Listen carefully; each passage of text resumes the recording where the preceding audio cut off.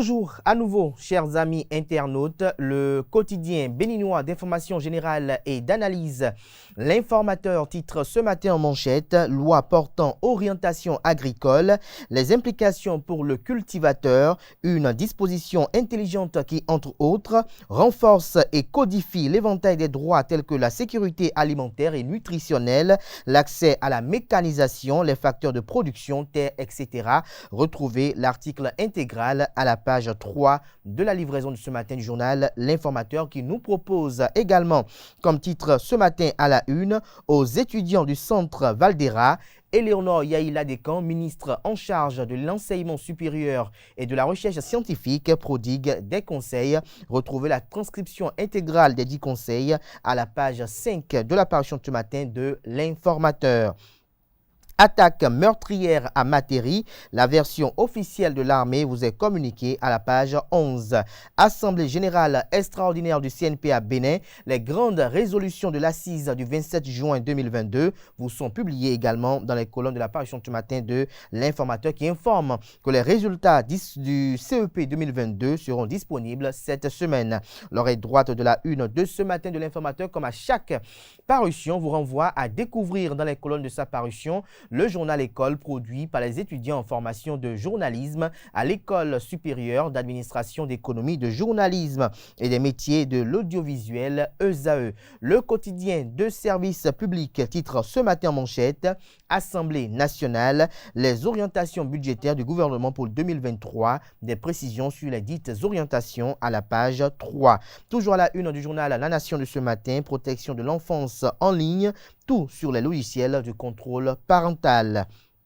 Exploitation des carrières de sable, des sites illégaux découverts à Huyogbe et Comé, des précisions à la page 11. Le journal invite à lire dans les colonnes de sa parution la chronique de Oncle Agbaya, intitulée ce jour: Adrien fait sa remontada en robe noire. Le journal Fraternité propose ce matin: inondation suite aux dernières pluies à Cotonou et à Calavi, dégâts et désagréments, la triste réalité de retour, des précisions sur le constat effectué par la rédaction du journal à la page 3 de la livraison de ce 28 juin 2022.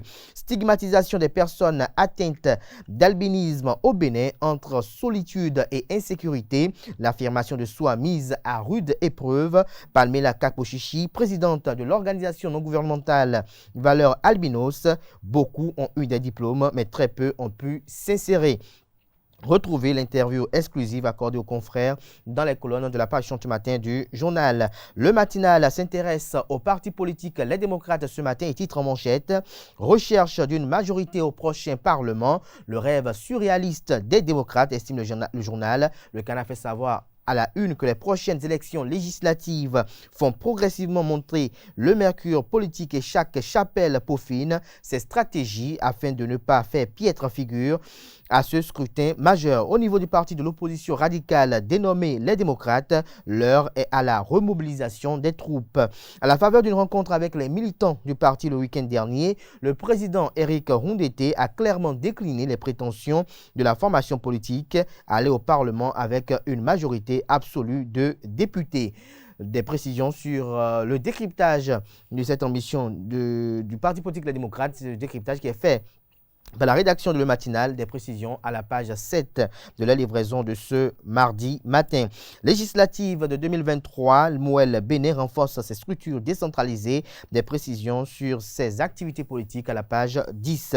Matin libre titre ce matin en manchette: limitation du nombre des mandats électifs au Bénin, quel candidat pour les législatives et la présidentielle de 2026, s'interroge le journal. L'article à retrouver à la page 5. Commissariat de Dassari Materi, le film de l'attaque selon l'armée vous est relayé et retranscrit à la page 2 de la page ce matin du journal Matin Libre, qui propose également comme titre à la une ce matin: c'est DG sur le départ. Matin Libre avait déjà coché la case Camille Dansou.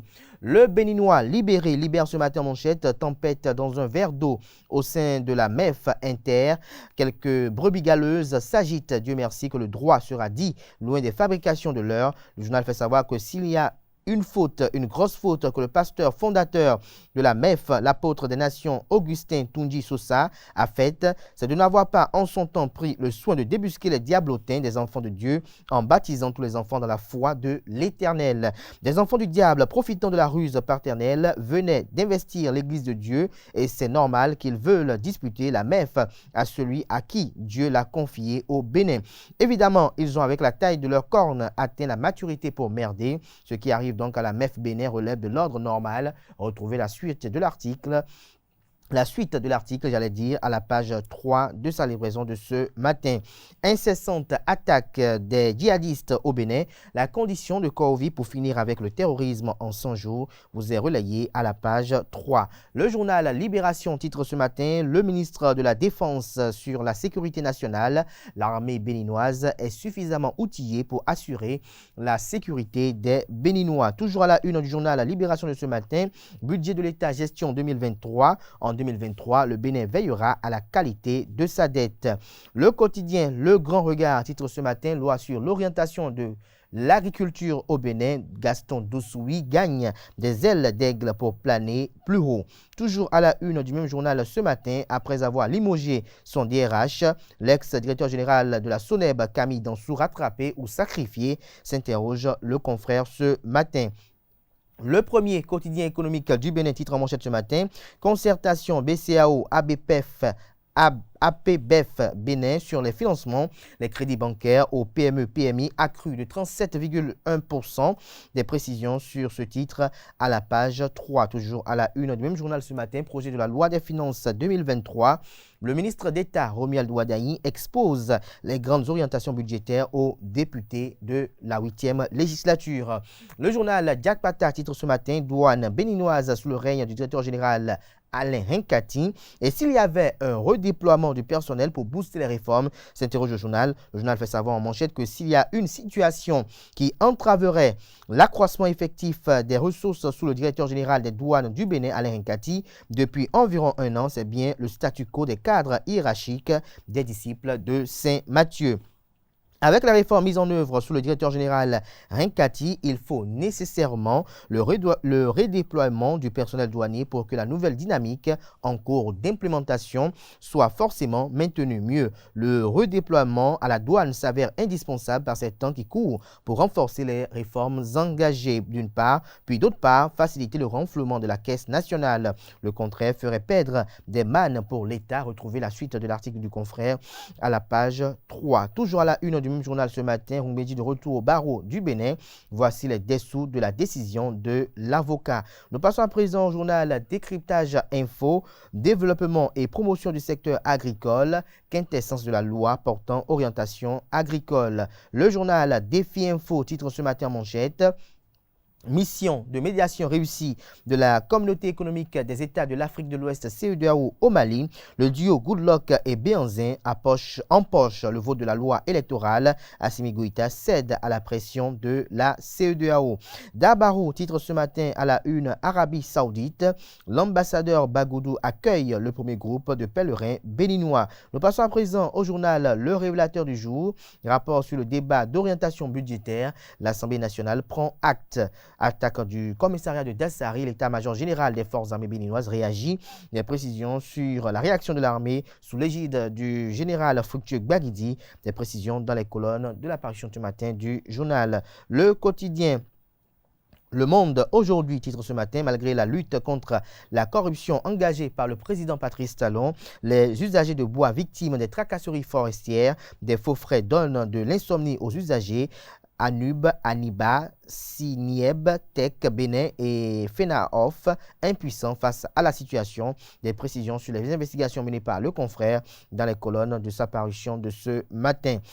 La cime de l'info législative de 2023, El Farouk Soumano au contact de sa population ou de sa base pour être plus précis. Il était le week-end dernier avec ses militants de la 13e circonscription électorale. Des détails dans les colonnes de l'apparition ce matin du journal qui nous propose également comme titre ce matin à la une.